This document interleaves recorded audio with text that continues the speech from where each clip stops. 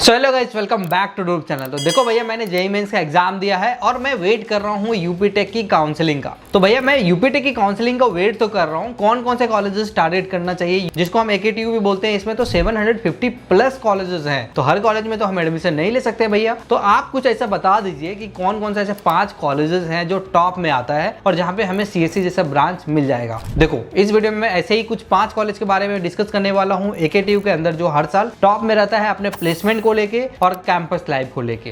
तो अगर तुम भी एकेटीयू की काउंसलिंग का वेट कर रहे हो या करने वाले हो, या एकेटीयू की काउंसलिंग में तुमने एनरोलमेंट किया है, तो ये 5 कॉलेज को जरूर अपने चॉइस कर लेना। लेकिन हाँ, अगर तुम्हारा रैंक 4 लाख 5 लाख है तो इन 5 कॉलेज को मत चूज करना, क्योंकि इन सब कॉलेजेस का रैंक क्या रहती है वो मैं आगे वीडियो में बताऊंगा। तो चलो हम वीडियो को स्टार्ट करते हैं, और चैनल पे नए हो तो चैनल को कर देना यार सब्सक्राइब। तो पहले जो कॉलेज है एकेटीयू का वो है तुम्हारा आईईटी लखनऊ। बहुत ही पॉपुलर कॉलेज है। इस कॉलेज को फाउंड किया गया था 1984 में। नैक A+ का कॉलेज देखने को मिलेगा। एफिलिएशन की बात करें तो ये कॉलेज एकेटीयू से एफिलेटेड है। जैसे कि हम एकेटीयू की ही बात कर रहे हैं तो ऑब्वियसली बात है कि एकेटीयू से ही एफिलेटेड होगा। भैया इस कॉलेज में हम एडमिशन कैसे ले सकते हैं? तो इस कॉलेज में होता है यूपी टेक की काउंसलिंग। यूपी टेक की काउंसलिंग जो है वो तुम्हारा जेईई मेंस के रैंक के बेसिस पे कराया जाता है, और तुम जेईई मेंस अगर दिया है तो तुम इस जेईई मेंस के रैंक के बेसिस पे इस कॉलेज में तुम एडमिशन ले सकते हो। फीस की अगर हम बात करें तो यहाँ पे बीटेक सीएससी का जो फीस है वो है 1.04 लाख पर एनम देखने को मिलेगा। वहीं अगर हम हॉस्टल फीस की बात करें तो अप्रोक्स 60,000 पर ईयर का हिसाब से तुम्हें हॉस्टल फीस पे करनी होती है। अगर हम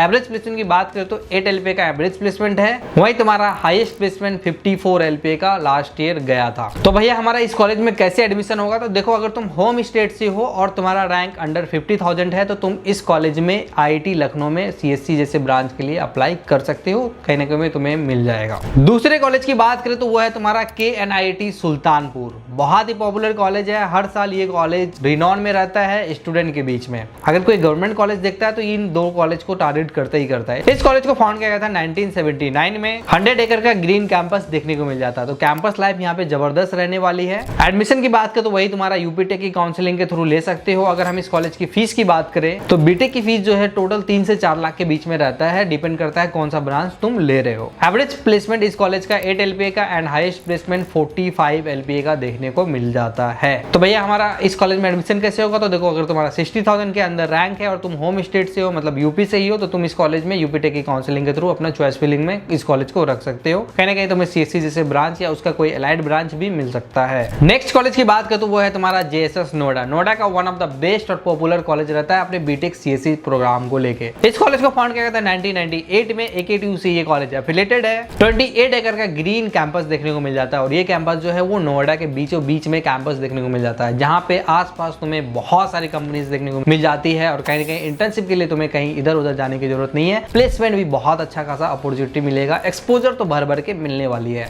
NIRF रैंकिंग की बात करें तो 201 से 300 के बीच में देखने को मिलेगा। यहाँ पे तुम एडमिशन जो है वो यूपी टेक की काउंसलिंग के थ्रू ले सकते हो। लेकिन हाँ, इस कॉलेज में एक और चांस है कि 15% सीट्स में मैनेजमेंट कोटा के थ्रू तुम एडमिशन ले सकते हो। बाकी मैनेजमेंट कोटा से लेके कुछ भी क्वेरी रहती है तुम्हारे पास तो तुम मेरे को भी व्हाट्सएप करके पूछ लेना। फीस की अगर हम बात करें तो यहाँ पे 5 to 6 लाख देखने को मिल जाएगा। एवरेज प्लेसमेंट 6 LPA का एंड हाईएस्ट प्लेसमेंट 57 LPA का देखने को मिल जाता है। भैया हमारा रैंक कितना होना चाहिए इस कॉलेज में एडमिशन लेने के लिए सीएससी जैसे ब्रांच में? तो अगर तुम यूपी से हो और अगर तुम्हारा जेईई मेंस में 90 से 95 परसेंटाइल के बीच में है तो तुम इस कॉलेज में सीएससी जैसे प्रोग्राम के लिए टारगेट कर सकते हो। नेक्स्ट कॉलेज की बात करें तो वो है तुम्हारा KIET Ghaziabad. Krishna institute of engineering technology के नाम से बहुत ही ज्यादा पॉपुलर रहती है। इस कॉलेज को फाउंड किया गया था 1998 में। AICTE से एफिलिएटेड है। NBA देखने को मिल जाता है, और कहीं ना कहीं NAC A+ भी देखने को मिलेगा। NIRF रैंकिंग 151 से 200 के बीच में देखने को मिल जाती है। यहाँ पे एडमिशन तुम यूपी टेक की काउंसलिंग के थ्रू, और 15% जो सीट होती है वो मैनेजमेंट कोटा, मतलब डायरेक्ट 12th के बेसिस पे भी तुम डायरेक्ट एडमिशन ले सकते हो। फीस की अगर बात करें तो 8 लाख का इनका फीस देखने को मिल जाएगा। एवरेज प्लेसमेंट 7 LPA का,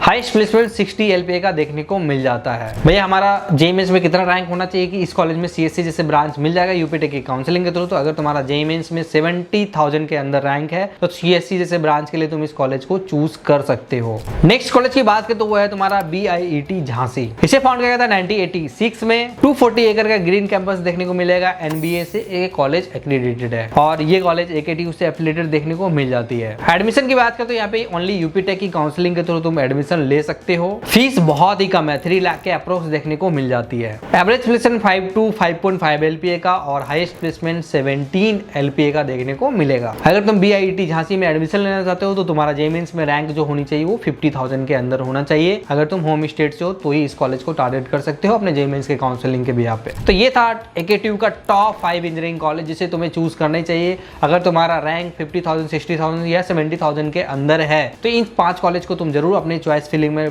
कंसिडर करना। अगर इन सब कॉलेज में CSE ब्रांच नहीं मिलता तो उनका कोई ना कोई अलाइड ब्रांच जैसे डेटा साइंस हो गया, साइबर सिक्योरिटी जैसे ब्रांच और जो अलग अलग ब्रांचेस होते हैं, स्पेशलाइजेशन के ब्रांचेस होते हैं, वो ब्रांचेस तुम्हें मिलेगा। बाकी वीडियो अच्छा लगा हो तो लाइक, कमेंट एंड शेयर जरूर करना। मिलते हैं नेक्स्ट वीडियो में। Thank you.